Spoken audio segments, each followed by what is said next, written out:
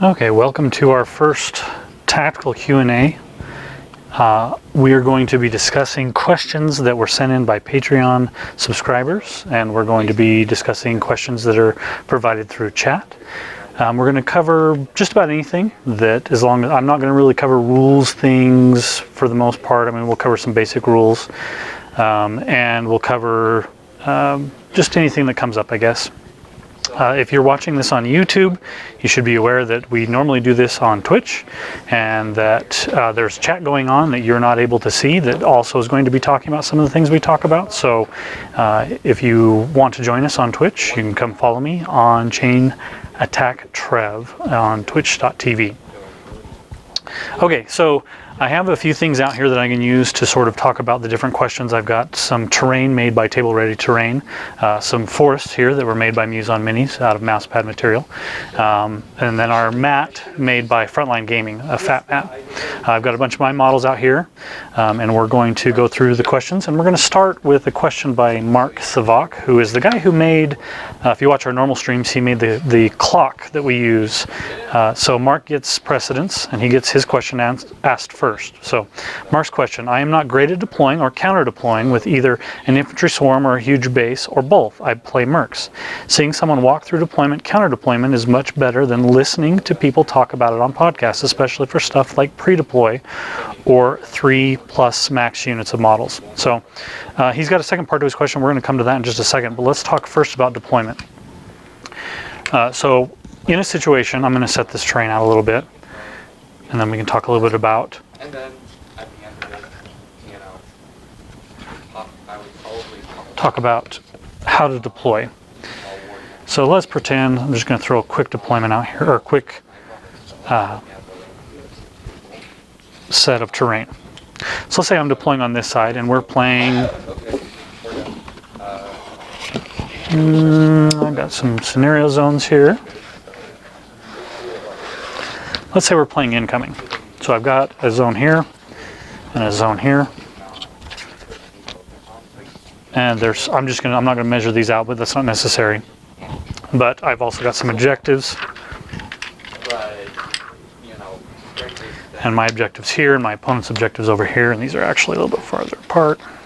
Okay, let's pretend that I'm playing Colossal and I have to pre-deploy. So there's some things that I need to think about during pre-deployment. The first thing is my own objective. It's going to be in the way of my Colossal. So the other thing I need to think about is walls. Walls are going to be in the way of my Colossal. Trench, not in the way. Hill, not in the way. These obstructions will be in the way. That's not even legal. That needs to be moved away. It's got to be at least 5 inches away from that objective. So does that. Okay, so I'm going to pretend that this is a huge base. Normally, during deployment, all things considered, if I just want to deploy my Colossal or Gargantuan or Battle Engine in a place where it's going to be important, place it, let's say I'm going first, I'm going to place it 7 inches up, I'm going to place it centrally, okay? The reason being is that that gives it the biggest sphere of influence, and that's normally why you're going to see Warcasters and Warlocks placed centrally, okay? Because when I'm here and my control area is here, it's a much bigger sphere of influence than if I deploy over here. So almost always, it's a mistake to deploy your Warcaster or Warlock to the sides of the table. I mean, you can put them a little bit to the side, but the farther you get away from the center, the more of a mistake it could end up being. Okay, so this is a great example, because if I deploy my Colossal centrally, I'm going to have to go around this objective, and I'm going to have to go around this wall. A wall is going to be a problem. So let's say I'm playing the Conquest. Let's say first turn I'm like, ah, crap, I deployed wrong. I'm going to run 8 inches. I'm going to get to here. Okay, now my opponent can place models here, and I'm not going to be able to charge them. Okay, because this wall's in the way. So if I'm playing Conquest, any location where I charge, that direction is going to end up on the wall.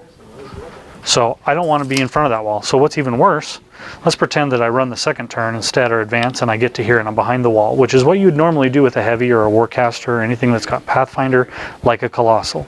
Okay, so let's pretend that my opponent has a swarm of troops, like these Winter Guard infantry.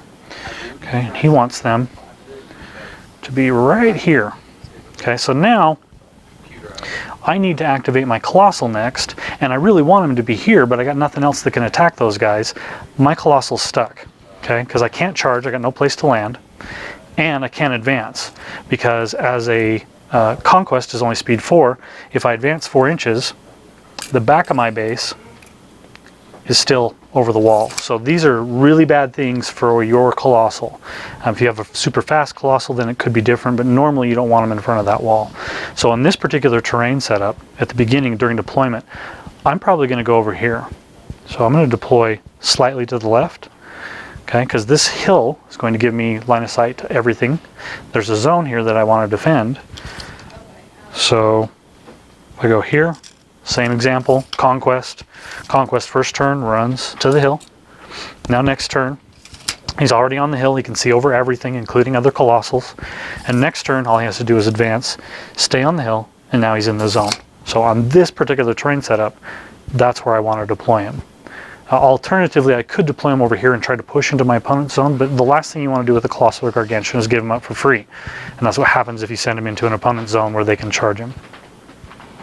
So, deploying Colossals depends heavily on terrain, scenarios, and obstacles are something you have to think of very specifically during deployment for Colossals, because more than anything else, they cause you issues. So, let's talk about troops for a little bit then. So one of the things that I see, or one of the things that you can do with troops, is sometimes you have 2 units that you want to spread out and both get as far forward as you can get them. So I'm going to take some Risen here, that's what these are, and then some Winter Guard infantry. And I'm going to, let's pretend that this is the front of my deployment zone. So I'm going to put it out here in the middle.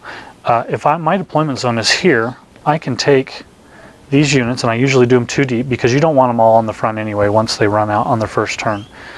But you can put them so that they alternate back and forth between Unit 1 and Unit 2. And I'm not going to place a whole bunch here, we'll just do 6 of each. But to give you an example, so let's say I'm deployed like that, let's say my Jack's here, I have a Warcaster like Butcher 2, put him here. Okay, so these 2 units, they're not the same speed. Actually, they probably are. Let's pretend they're not. Let's pretend that these are a speed 5 unit and these are a speed 6 unit. Okay, if I deploy them here and this speed 6 unit goes first and runs 12, I can get them to here. And then the next one can run to here. Additionally, if I deploy them like this, if I need this unit to go first after my opponent deploys and goes or whatever, for some reason I want to move them first, I have what lanes where they can get out. So these guys are going to run 12. They're going to get out here. Now the benefit of having this row of guys that are deployed on the edge is that this guy that can only run 10 can run his full 10 and not be impeded. So if he were on the second row, because I want him to be my follow-up unit, he loses an inch essentially. He doesn't get quite as far. So sometimes that matters, sometimes that doesn't, but quite commonly that's a good way to do it. That keeps a unit from being completely deployed on the side. So the alternative would be, like, I'm going to deploy this unit off to my right. I'm going to deploy my normal unit in the center. Okay, but I'm going to have 2 rows and there's the second row. So now this unit that's already slow, but I want it to be a follow-up unit, is now both out of position and it's slow. So it's not going to get to where it could get. So this is especially important if you need to get to a zone to defend it, or you are going first and you want to press the issue and get as far forward as you possibly can. So another thing that I see people do incorrectly, and we're going to talk a little about it first turn, is they will overcommit. So these are my Winter Guard infantry, and I have a whole bunch over here. We're going to just grab a bunch of them. And we're going to put that guy back here, and we'll even throw Grigorovich on here. He's going to stand back here. So first turn, these guys are going to go. You know, I'll see a lot of people do stuff like this. This guy will run. This guy will run. This guy will run. Run. And then we'll start putting our guys in like this. And then next turn we'll get tempted to charge these guys in on a target and overcommit. Okay, even in this example we're not going to be that dumb. Okay, you know, he moves up, gives him tough. Okay, I see too many people doing this. And then the next turn, their opponent's jack is here or whatever, and they all charge in. And now all these guys are in range to attack, and so they do. And they all overcommit, and some of the attacks miss, and some of the attacks don't do any damage. And now all these guys are standing up there. And it's easy for your opponent to now kill every single model in the unit. Really, a lot of times, and this depends a little bit on the unit, but a lot of times you want to spread out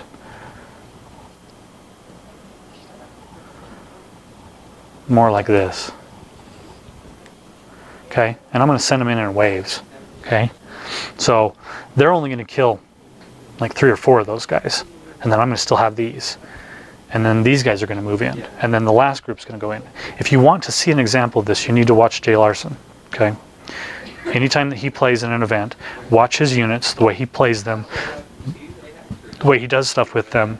A lot of times he will commit just a few to something, or if he needs to, because it's a juicy target, he'll commit all of them, but a lot of times he'll only commit a few at a time. Okay, and he'll always have more rows to come in. So be careful on how you commit.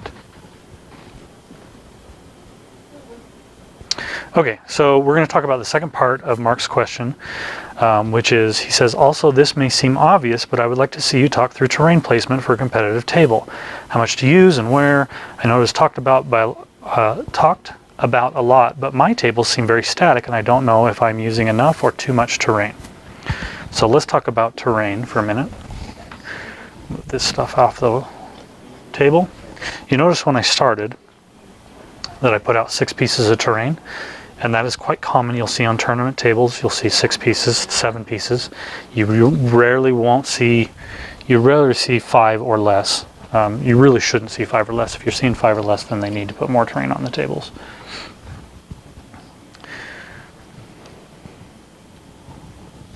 Okay, so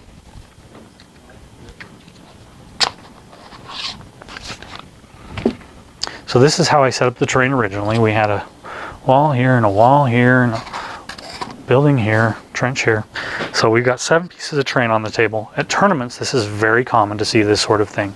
You should never have less than 3 inches between terrain. You should be very careful to do things like put walls near a hill. So this wall-hill combo could be super bad. Let's say I'm playing Butcher. He's a good example because he's on a medium base and he can sit here on this hill, get an elevation bonus and cover bonus. So be careful not to allow that sort of thing. The terrain is there to provide an interesting game and give you some interesting things to play around. What it's not intended to do is make somebody godlike, which it can do in this particular situation. So make sure that if he commits to the wall, he can't get both. Also, another thing you need to be careful of is making sure that there's an equal amount of good types of terrain, and this is all covered in the Steamroller document. But a lot of times I'll do things to make it more interesting. A lot of times I see people do this. They'll place walls like pretending that this is, the player's going to be here, player's going to be over there. I'm going to place a wall like that. You don't have to do that. Place a wall like that. Make it interesting. Okay, now I can sit on this side, but it's not as good. It's not as good as a wall like this, but it's more, if you go to a battlefield, you're not going to find perfectly placed walls. Obviously the general's going to try to get behind a wall and make it work to his advantage, but there's no reason why you have to do that on a Warmachine table. You can turn things to make it more interesting. So, another thing to be careful is forests and water. I don't have any water actually out. I forgot to grab it, but be careful with forest and water. Forest specifically, placed centrally on someone right outside someone's deployment zone can give them a lot of issues. Don't completely shy away from it, but be a little careful on how big and where you place it. It can hurt factions like Menoth particularly hard, and it can give an advantage to Legion significantly. So one of the things that I will do if I'm playing Legion and I come to a table and I see that there is a forest centrally on one side of the table, I can use that no matter what my opponent does. If my opponent chooses to go and put me on this side of the table, I can put my Ravagors on the other side of that. I can shoot them all day, and they can't do anything to my Ravagors. Likewise, if I'm on the other side of the table, this forest does nothing for them, and if they don't have Pathfinder, it actually just kills them. I can run my stuff up. Say I run my Ravagore to that wall, I'll shoot him behind that forest all day. To this is nothing to the Legion player. And you have to be careful to, I mean, those factions obviously have those advantages for a reason. They're built into their balance, but be careful that it doesn't tip the scales too far. So on a competitive table, you're going to see 6 to 7 pieces of terrain.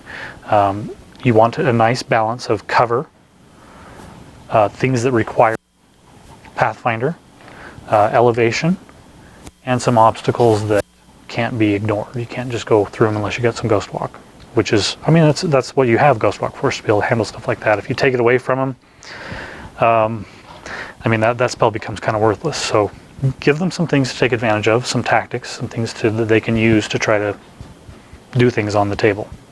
So hopefully that answered your question. We'll take a look here, see if there's any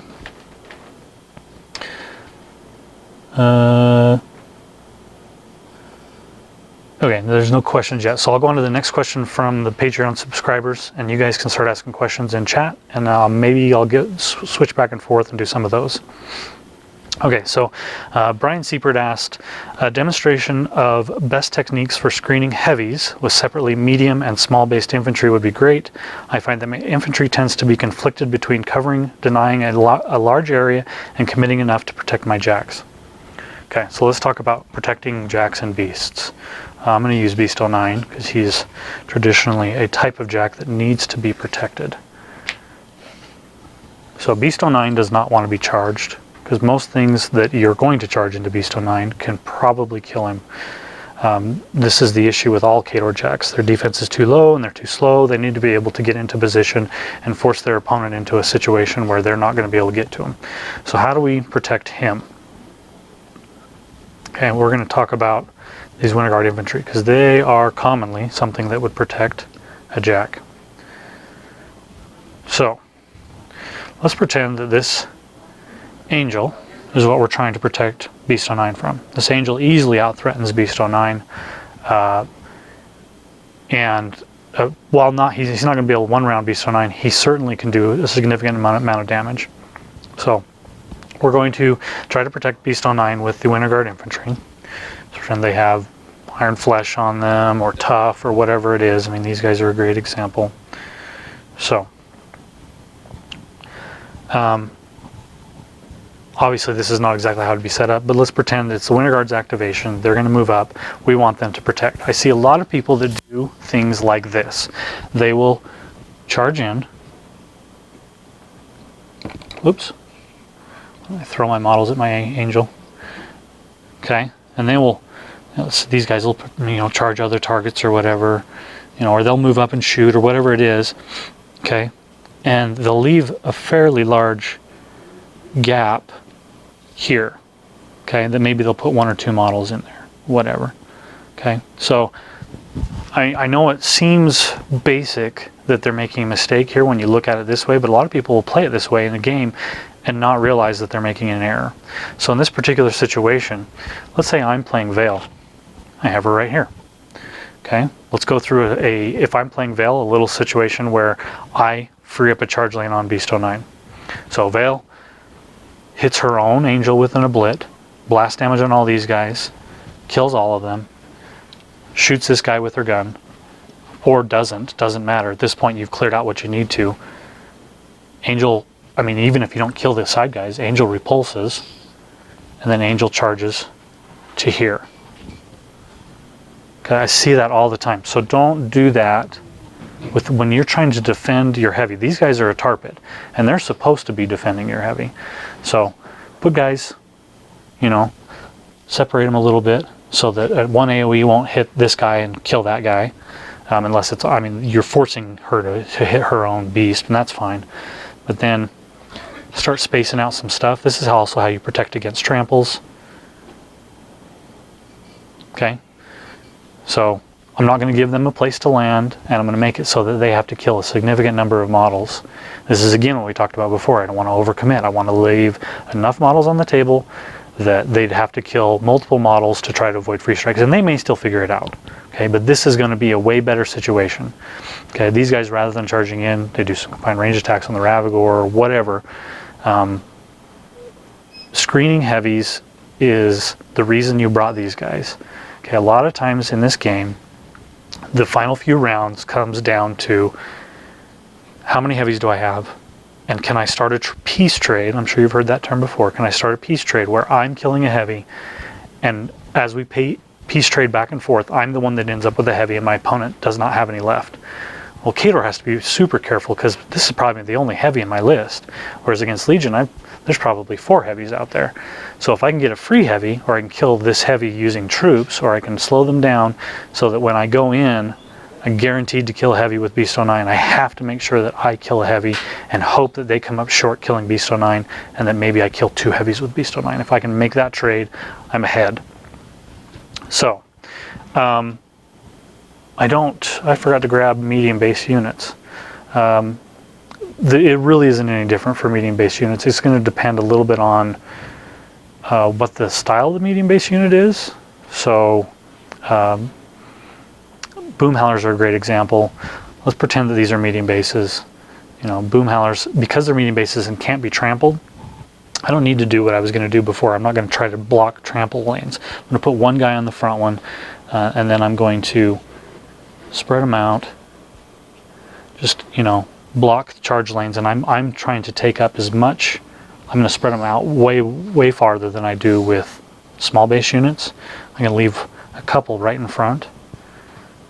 So leave a few medium bases right in front. I mean, they'd be spread out a little bit, or imagine these are medium bases. So, do I have some medium bases? I do. Okay. So pretend this is a medium base. That one's a medium base. This one's a medium base. Okay, so now I've got these spread out enough that you can't kill them both with the same attack. And if you don't kill them, you have to kill at least one of them, because no matter what you do, you're going to take a free strike when you go through from one or the other, or both.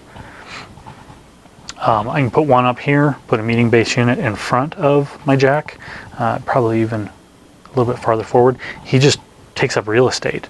So let's pretend that my angel's right at the ragged edge of being able to charge Beast 09. Okay, so he's 11.5 inches away. He's got 12-inch threat. I've got a medium base here, or 2 medium bases. You'd probably want them like that. Okay, they're spread out, they're hard to stop, and now I have no landing location because I need to land here because I don't have no distance. You know, let's say I attempt to charge this way, you know, get to there, and I come up short, angel short, because he had no place to stand.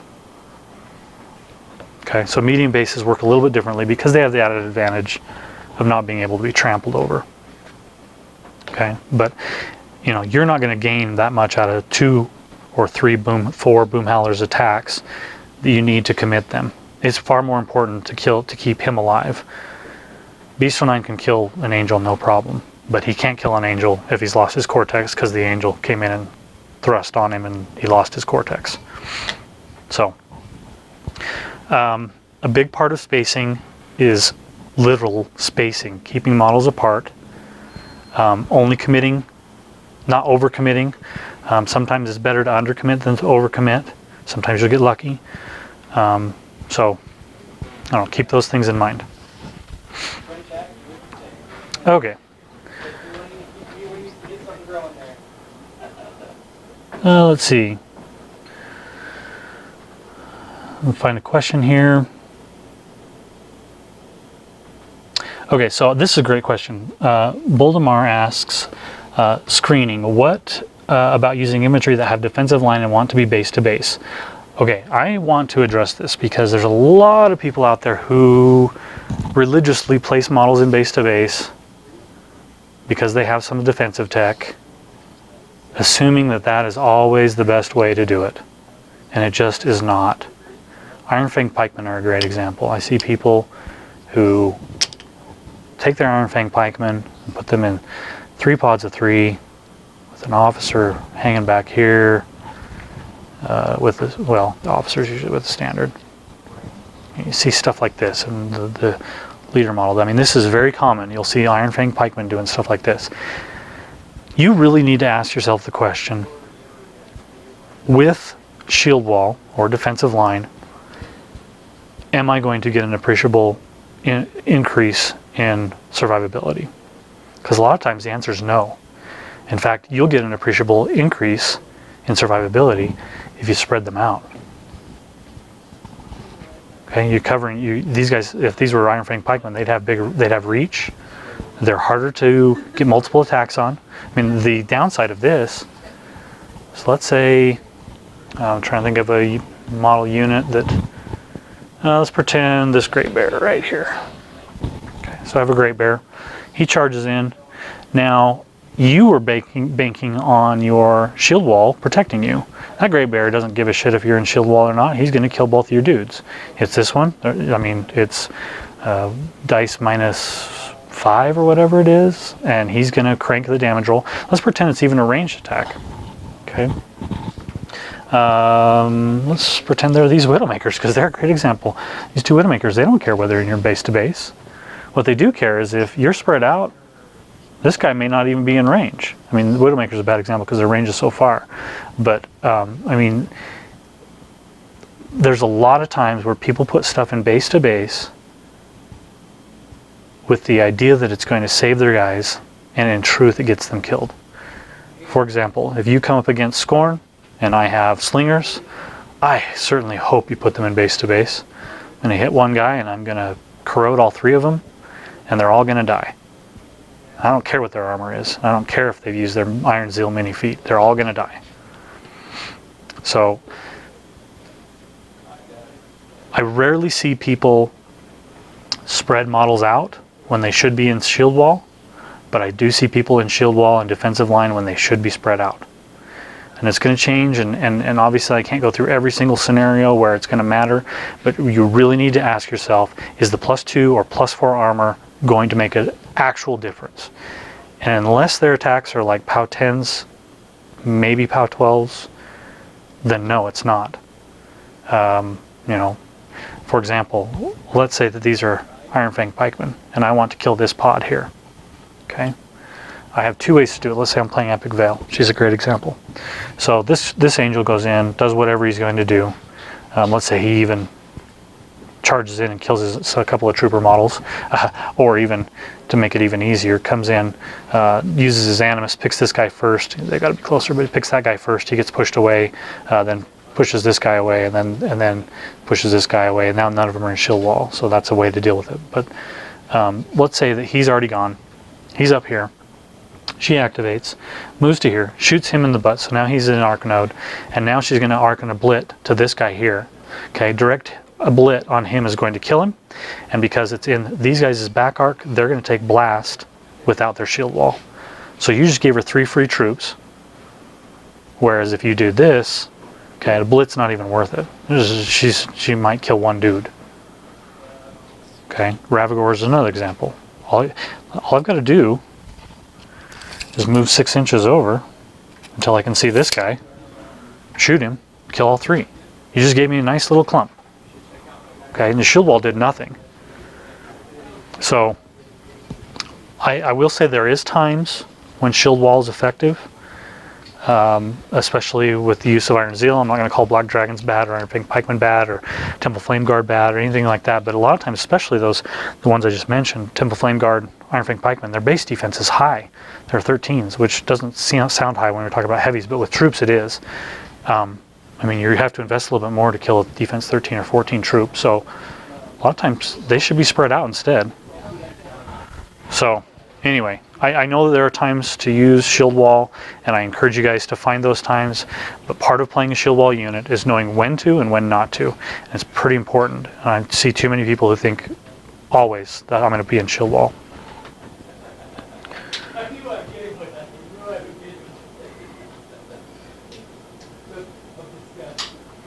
Okay, so the next question, we'll go with Gorbad's question.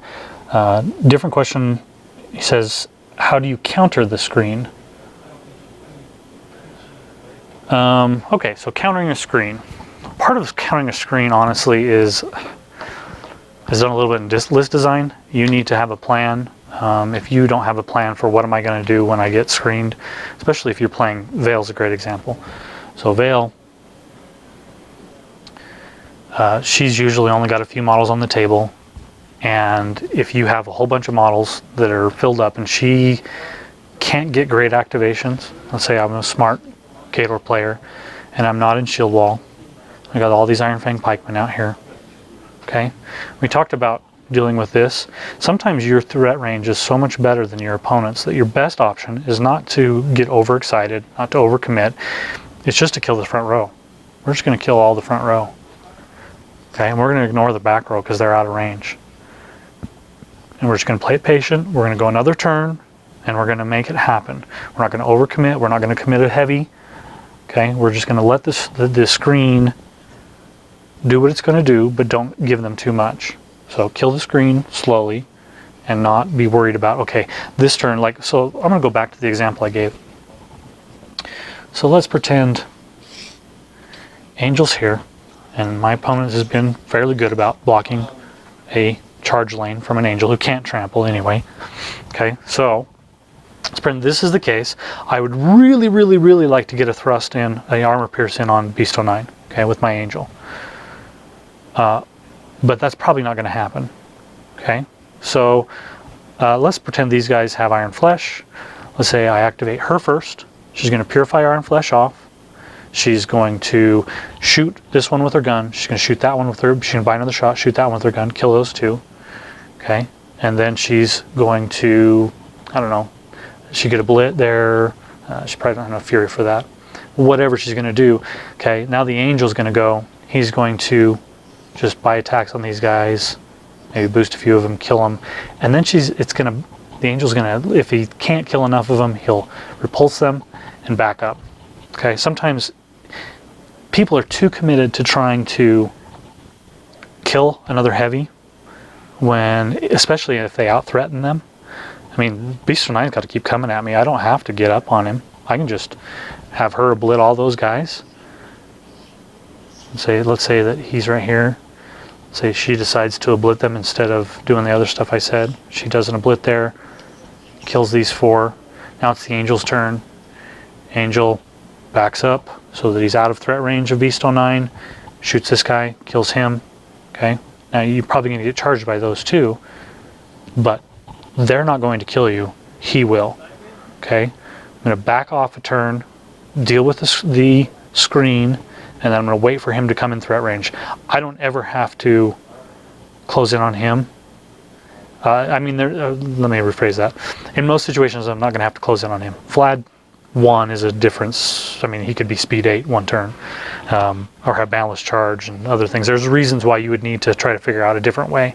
But a lot of times, if you out-threaten your opponent, just kill what they got in front of you and back up a little bit. Don't undercommit. Obviously, you need to be, maintain your zone so you're not losing on scenario or whatever. But sometimes you get tunnel vision. You're like, I've got to clear out all this stuff so the Angel can get in here and charge on Beast 09. You can do that next turn. Kill these guys, back up. So dealing with screens also involves having a volume of attacks, realizing which models are the ones you need to get, and also keeping them from doing specific things. So a great way to do it is, let's say in this case I did what I did and I need the Angel to back up. So this guy's still out here in play, but I blitted those four and healed my Angel. Let's say if I took out an aspect or whatever, an Angel needs to back up. So Angel shoots here, refuges back to here or whatever. Angel just backs up to here, shoots this guy, okay? And then Ravagore, let's pretend these are just a little bit different. Okay, let's pretend they're like that. Ravagore shoots here, okay? Now, the only path that this guy could make a charge range has to go through that. Okay, so now I've crowd controlled the guys in the back, I've killed the guys in the front, and I've passed it over to my opponent. So there's different ways you deal with screens. Sprays are great ways, any volume of attacks, anything you can do. There isn't like a simple, this is how you deal with screens. It's going to depend on your factions, it's going to depend on the models you have on the table, but you need to have a plan. There's times when with Epic Veil, I know I'm using the models I have on the table as my examples, but they're good examples. Epic Veil, there are times when Epic Veil should be just a blitting, and rather than moving refuge back and forth, should just be a blitting. Just sending a blitz out to, kill troops. Don't commit her. Keep her pretty far back. Shoot a guy with her gun, casting a blit, kill a couple more. Whatever you can do to get the most out of your activations without losing models. Minimum activation lists are very difficult because you need to get the most out of every single activation, lose the least amount of models, and not make very few mistakes. So if you only have 4 heavies in the list and they do most of your lifting, or 5 heavies, you can't be like, oh, I've got to kill these 4 guys. All right, I'll send the angel in to do it. Angel comes in, kills those 4 guys. Oh, well, congrats, you killed 4 guys, now you lost your angel. That's what happens a lot of times with people who use armies that have minimum activations. They overcommit and don't stay patient. You have to be patient with minimum activation armies, and you have to get the most out of them. A lot of things you wouldn't normally do. Let's say I can't get anybody with 2 Ravagore. Along with my Ravagore shot, I can't kill 2 guys. Well, instead, I'm going to move this Ravagore to here. I'm going to pick up this guy and throw him into this guy, or even maybe this guy, and hope that I catch 2 or whatever. So now I got 2 guys with 1 activation that I wouldn't normally have gotten. However, sometimes you just need scalar templates. Scalar template there, these guys out of the action. Okay. Let's go to another Patreon account subscriber that's given us a question.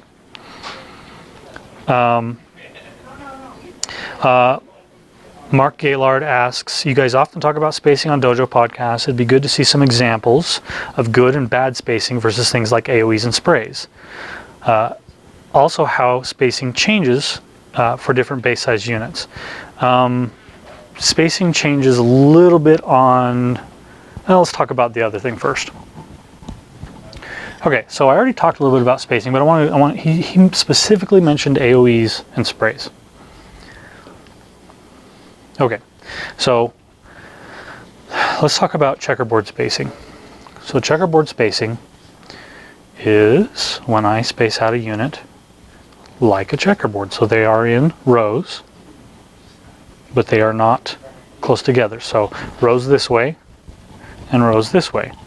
Okay, so this is good spacing for an AoE, against an AoE army. So my opponent shoots at me, he misses, he deviates. He's probably going to catch something with every deviation because I'm really spread out, but he's never going to catch 2. Okay, that is the downside of spacing out like this, is that they make AoE shots strong. As far as they're always going to get something. What they won't get is multiple models. So come in here. One thing, if you can get good at it, is, let me see if I can give an example so you can see, rather than spacing them to the square, so this would be square. Okay, where did my AoE template go? Okay, so let's pretend, okay, if I space them so that they're square rather than a diamond, which I'll talk about in just a second, now I'm basically right along deviation paths.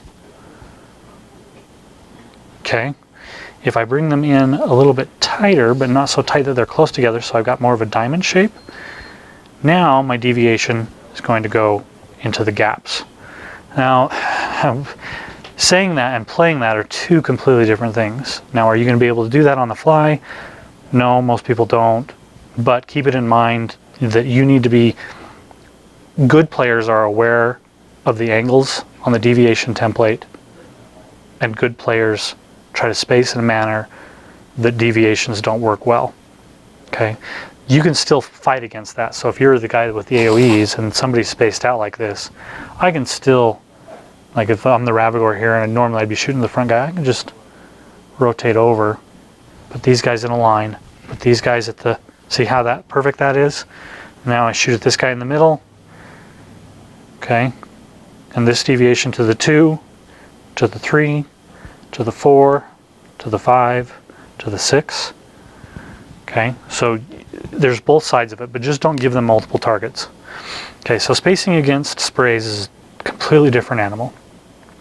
Sprays love to see this sort of formation. Okay, I forgot my spray template. We're going to pretend that this is a spray template. Okay, so this is how I'm going to spread out against AoEs, and I'm going to hope that my opponent plays poorly, doesn't choose the right targets, and is going to deviate into oblivion. But that's kind of the best you can hope for. So let's pretend that I plan like I normally do. I'm playing against sprays, and I spread out like this in the checkerboard style, and my opponent has sprays. Okay, so my opponent, let's say he has, where did I put? I don't have Typhon here. Let's pretend this Ravagor's Typhon. Okay, Typhon moves up to the gap. Typhon sprays this way, catching 2. Typhon sprays this way, catching 2 more. And Typhon picks a target back here, sprays once more, catching 2 more. He just caught 6 guys, and then because I play with Veil 2 with Typhon, he refuges back. Kills 6 guys with 1 activation. So how do you deal with sprays? Okay, sprays are going to involve removing that middle row and making it part of these rows. Okay, you can still let him come in. He's still going to get these 2. Okay, and he might grab that one or maybe this one, but he's going to get 6. He can't. I mean, he can also come to here, get this row, maybe this row, but then he only gets 1 here. It's not great, but it's better than giving him multiples. So anything you can do, and it depends on how fast he is too. If he has enough movement speed to move up here, then you probably should have done a little differently. You probably should have sent a guy in like that and kept those guys out. So he either has to choose this way or this way, but he can spray those 2 or those 2, but he's not going to get more than that.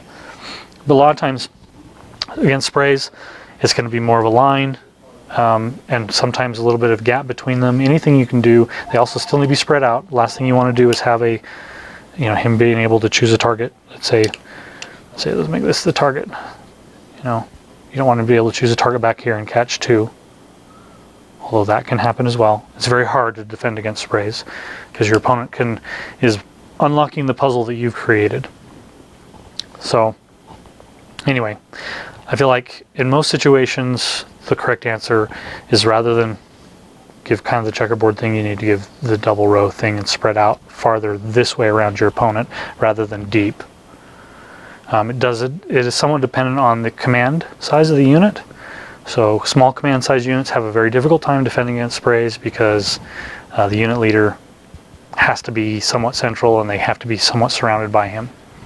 So while I'm on that topic, I'm going to go ahead and answer a question that nobody's asked yet, but I'm going to talk about placing of the unit leader. So you don't want models to end up being out of command. So your unit leader is usually going to be central. You're going to place a couple of models near the unit leader that are going to be promotion targets, because the last thing you want to do is end up with a model out on the edge that ends up being out of formation and doesn't get to activate. That way, like if I have this guy over here, he's totally in command, but say it's like that. Okay, and this is the guy I was planning on promoting. 10-inch command on these wonderful Winter Guard, or 9. Either way, it's in. Okay, they kill this guy. Obviously, the correct promotion target's here. Okay, but now that guy is out of command. He's not going to do anything. So they killed 1 model and got 2 models out of it. So I guess keep an eye out for that in the way you place your leader model and the way you promote. So okay, let's go to the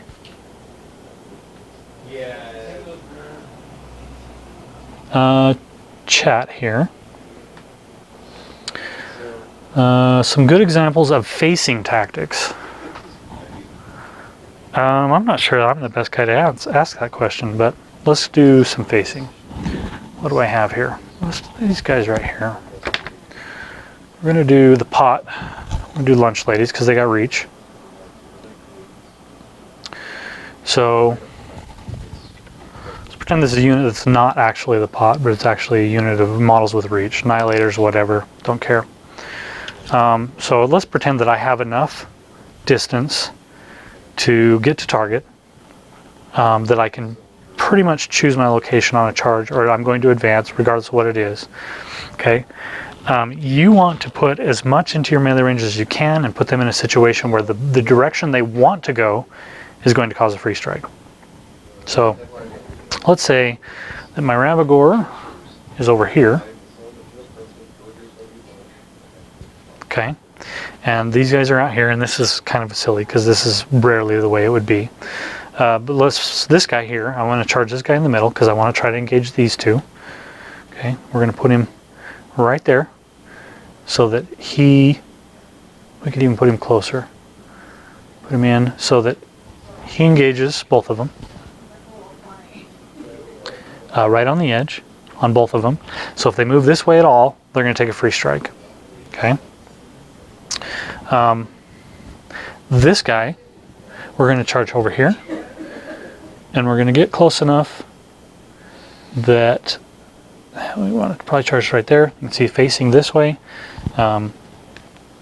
so that this guy, if he tries to get in on my heavy, has to go either kill this guy or he has to go through that free strike. Okay, so and then here we're going to charge to there. So now if I do it right, I can engage that guy. So the only way he can get to my heavy is to come around this way and take a free strike from him, come through here, take free strikes, or kill that guy and this guy. Okay, a lot of times I don't want to overcommit. I've already talked about that earlier. So we're just going to leave this guy here. Okay, he's far enough forward that his reach goes out to here and over to here.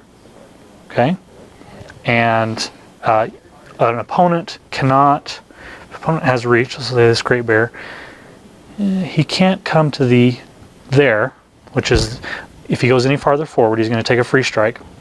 But if he's right there, he's still a good half-inch out from being able to hit my model. So he's going to, a lot of cases, he'll choose to take the free strike because he doesn't want to waste his Great Bear on killing a guy, simple 1-point model with reach, or in this case a half-point model. He wants to be able to charge my heavy. Okay, so he'll take that free strike.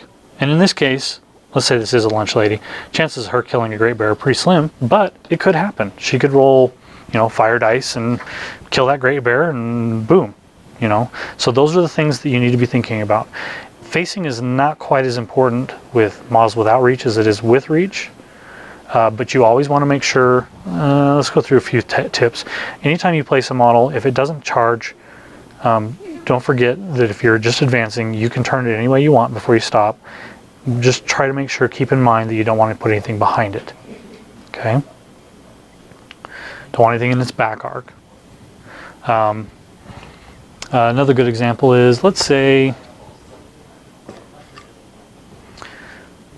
we're going to put it on the other side so you can see it. Okay? Let's say I have a heavy with reach. My opponent doesn't really want to attack that heavy because it's only got a few wounds left, and he wants to get to the heavy behind. So let's pull these guys out of the way.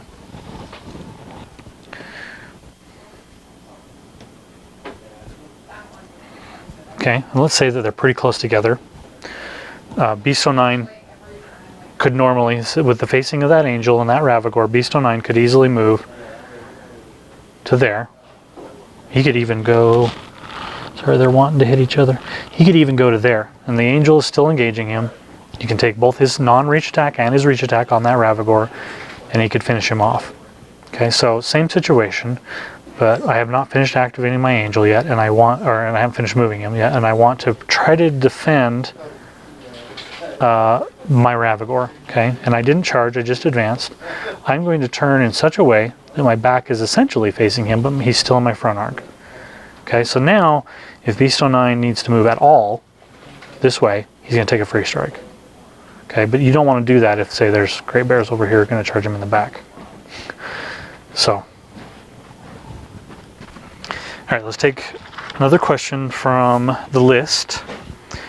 Oli Larson asks, because of the last grudge match and because I just bought a unit of Soul Hunters, I was thinking about Incorporeal models. Is there a good way of defending against them to prevent them from getting places, and similarly, are there a clever way of using them defensively, letting some models through and not others, etc.? Okay, so we're gonna delve a little bit into rules here with Incorporeal models, and these rules have changed, and they may change again in the future. But Incorporeal models are great ways to stop charges. So, for a long time, an Incorporeal model that was like, for example, the Soul Hunters, Soul Hunters are a bad example because they don't stay incorporeal on your opponent's turn. The Ghost Raiders. So let's pretend these guys are Ghost Raiders. Okay, so for a long time, Ghost Raiders could stand up front, and if I had, say, a Scythian that was charging through Ghost Raiders, okay, they would get free strikes on him. Okay, say the Beast of Nine's here, and I've got a Scythian that's charging. Okay, well, let's pretend it's a death check. Okay, so he's charging through. Okay, they could choose to take attacks. If they did, they became corporeal, but my Scythian continued moving through. I don't remember how long ago it was, 6-9 months ago. Might have been longer than that. They changed the way the Incorporeal works. So an Incorporeal model, if it takes a free strike, the Incorporeal, it becomes corporeal while the enemy, and if the enemy went through it. Sorry, I should clarify that. So let's say that these models are incorporeal. They are Ghost Raiders. This is a Scythian, and I charge through to here, and my opponent chooses to take a free strike with this front incorporeal model. Okay, the free strike happens when I leave his melee range, which is halfway through the base. Okay, at that point, my incorporeal model becomes corporeal, and we're in an illegal game state because the models are occupying the same location. So this model, which is moving, has to move back to its last legal location, which is here. Okay, so now incorporeal models, after the errata to the way incorporeal works, I don't know if it's an errata or is a clarification, whatever it is. Now, if you charge through an incorporeal model and that incorporeal model takes a free strike, like a Void Spirit or a I can't think of the other model I was thinking of. Anyway, your charge fails in this situation. So incorporeal models are a great example. So he sort of asks, is there a clever way of using them defensively? That's one way. We'll talk about the Soul Hunters because they don't have incorporeal on your opponent's turn. They only get it on yours if they're within range of Derek Wraith. And I didn't grab any cavalry models. Let's see here. Oh, actually I did. Okay, so we've got, we'll pretend these three are cavalry models. Beast of Nine, Dracoon, Epic Alexia. So cavalry models. Say I've got some stuff up here, Styxis Raiders maybe, that are blocking charge lanes, and I can leave my, a lot of times I see people putting their incorporeal cavalry, the Soul Hunters, off to the side, like a lot of people do with other cavalry. Cavalry can move in quickly, come into the center of the table. You don't have to do that with Soul Hunters. Soul Hunters can actually just be a second line. They're fast enough, and they gain incorporeal, so they can threaten to deal with whatever your screening unit runs into. So in this case, incorporeal models charge through your own models, charge through buildings. So a lot of times I do this with flight models as well. So a building is a great terrain piece for a model with flight or incorporeal. Put these two guys right here. They get this one facing kind of that way and this one facing that way, and now they've got cover that affects them in no way. Okay, and it doesn't matter if you have Pathfinder, you're not going to be able to go through that thing to get to me. So if this Ravagor's right here, I'll say it's a Scythian. Scythian here with the Soul Hunter here. Scythian would like to get there, but he needs to cut through the building to be able to get there. He can't get there. But a model with flight, or a model with incorporeal, can sit right here. All I need is a slice of my base to be able to see his base, and then I can charge straight through. Flight's another. I love buildings with angels. Angels love buildings. I love sitting right there with an angel. Charge over that building. People don't expect it because they don't think about flight. Flight and incorporeal are also great when it comes to targeting models that they normally wouldn't be able to see. Incorporeal doesn't allow you to do this, but flight does. Let's say they've got their caster hiding behind two large bases, and I want this angel to charge that caster. I can ignore these models because of flight.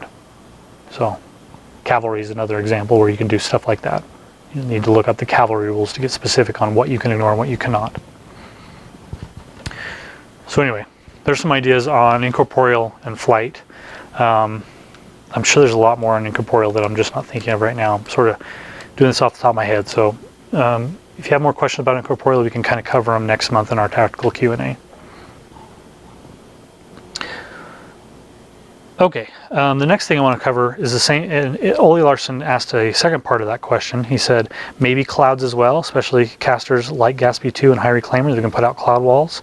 How to do that best, and good ways of getting something done anyway. So I'm not going to talk too much about Gatsby 2 because his clouds are different. They actually do damage, but I do want to talk about cloud walls because we recently had a release that is going to be important for you soon. That is Haley 3, and she's going to bring trenchers, and they're going to drop a cloud wall, and then they're going to step back out of it. Where did I put all my rings? I don't know where the rest of my rings are. We'll use these as pretend clouds. Okay, so High Reclaimer. Wall of clouds. Okay, can't see a thing. Okay, he's got a couple of jacks in back, High Reclaimer, and he's got a whole bunch of troops. Or in Haley's case, let's pretend that these are trenchers.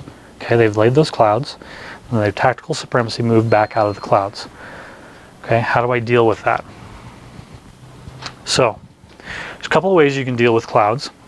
One of them is if you have ranged attacks that can advance far enough to get into the cloud.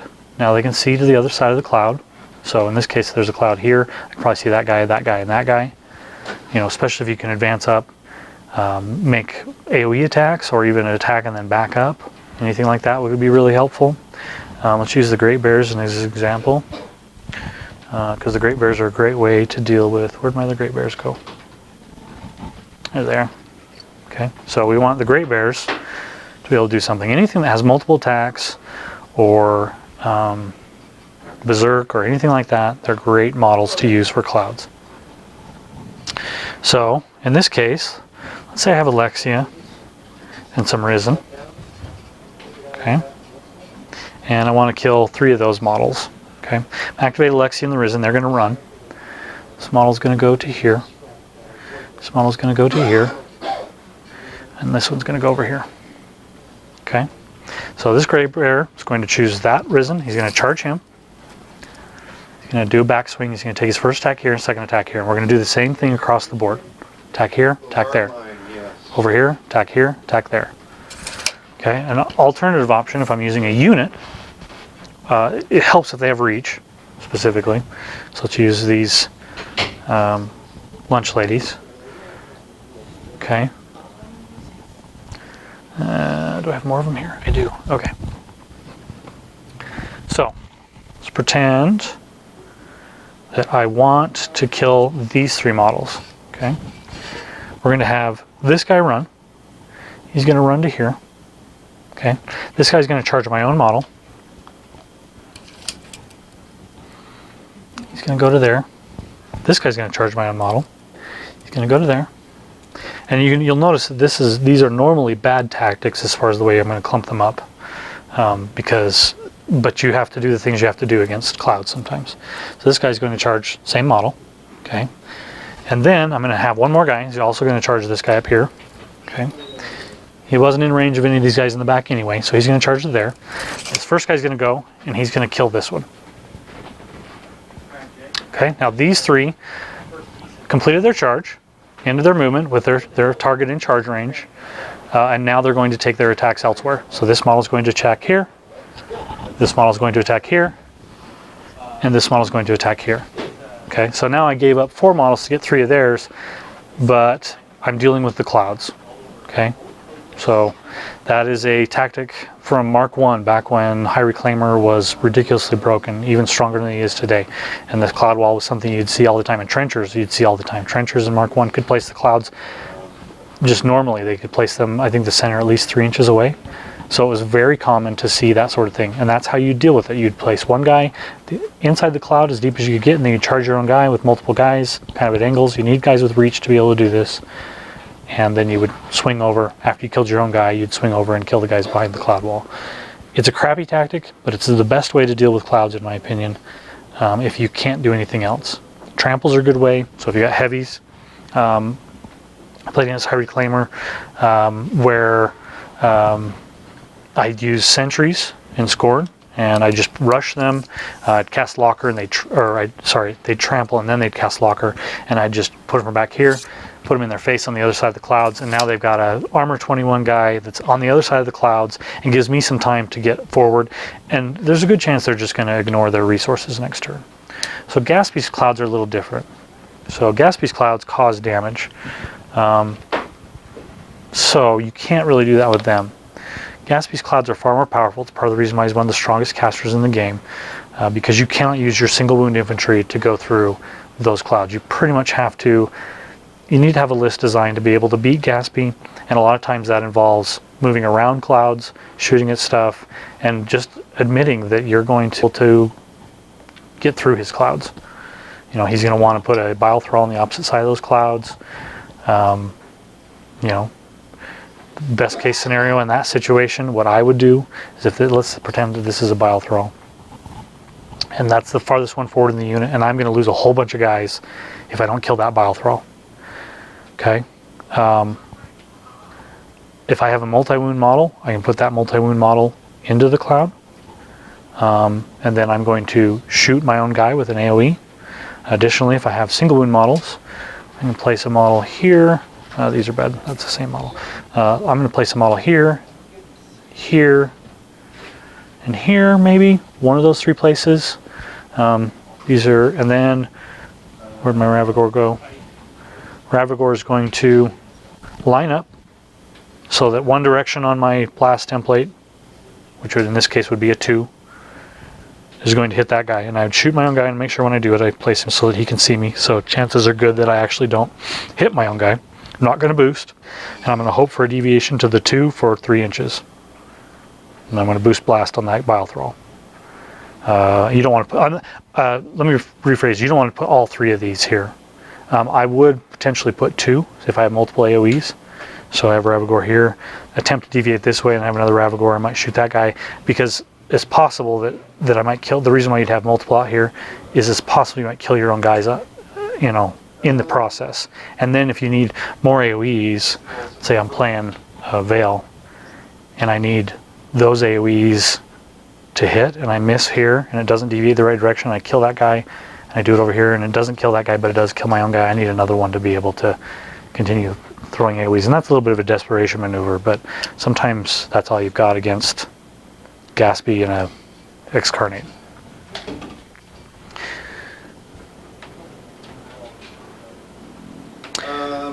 Okay, we're coming close to the end, so I'm going to take one more question, and then we're going to close for this month.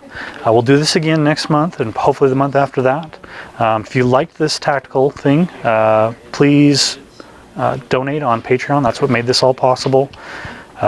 So support us, and we'll continue doing it. In the future, I hope to bring people on to help me with it. So I'll have people that will probably ask some questions, maybe some people who don't know a lot about the game that can sort of ask questions as I'm going through these sort of tactics. Yes, these will all be on YouTube. I will upload all of them, including this one. So there'll be some information out there that people can see this later. So last question. Cleland1 asks, hi, could you please explain line of sight in combat? My example is I had Scavra stood behind my objective and a Throlg. I charged my objective and used his reach attacks to hit my caster. I thought that as the objective has a bigger base than my caster and the Throlg, that the Throlg couldn't see my caster, but my friend said line of sight doesn't count in combat. Okay, well, your friend's wrong. We'll start with that. We played that he could hit me, but was just wondering if that's correct or not. Okay, so let's talk about line of sight. Let's pretend this is an objective. Pull these models off. Let's pretend that Butcher here is Scaverous. Okay, so he's straight behind it. Okay, and another medium base. Let's do this Bokur. Okay, so he's going to be the Throlg. Okay, line of sight. When you say in combat, I'm pretty sure you mean in melee combat. Line of sight is very important. Without line of sight, you cannot make melee attacks. So, if the Throlg cannot see Scaverous, He can't charge him. He can't even declare him as a charge target. Okay, I have a laser here. We can even do this. So we got a large base model, the objective in the way. And I don't know if you guys can see that line, but that line goes from that side of the Bokur, or the Throlg in this case, and over here. So both situations, he can see along these lines and cannot see that model. He can't target him as a charge. He could potentially charge the objective to get an attack. So all he has to do is charge from here to here with his non-reach attack, and then he can take his reach attack from here to here. He just has to get the line of sight. Okay, so line of sight is only just a sliver. He doesn't even have to be there. He can actually be, we'll go to there. That's still line of sight. Okay, a large base, 50 millimeters, is less than 2 inches. Okay, so if he's got reach, he can sit on the other side and he can swing at Butcher. Scabrous, sorry, in this situation. So Throlg onto Scabrous. He just has to get off to the side a little bit. A single large base model is not going to protect your caster from another medium base model, especially in this situation. Okay, they just have to be able to get line of sight to you. However, okay, if these two models are in base to base, Throlg charges in and wants to attack over that, he cannot because he doesn't have line of sight. Okay, even though he's got range, he's got reach, 2 inches, he does not have line of sight. When you attack a model, it requires 2 things, range and line of sight. Okay, so unless he has some way to see through these models to a model of smaller base than the models that are in the way, he cannot make that attack. Doesn't matter if he's in range or not. So I hope that helped a little bit. I don't normally want to address rules in these particular tactical things. I want to talk about tactics. Rules are for the rules forum, so if you have rules questions, take them to the Infernals on the rules forum and ask them, and they will explain. So thank you guys for watching. I really appreciate it. We'll do it again soon. I hope you learned something. I hope you enjoyed it. If you have questions for our Tactical Monthly, you can give them to me via email, podcast@chain-attack.com. You can post them on the Patreon feed. If you post them there, once you've subscribed or become a supporter, I'll try to get those first. So those are the ones that are important to me. Those are the guys that made this happen. So thank you for watching, and hopefully we'll do it again soon.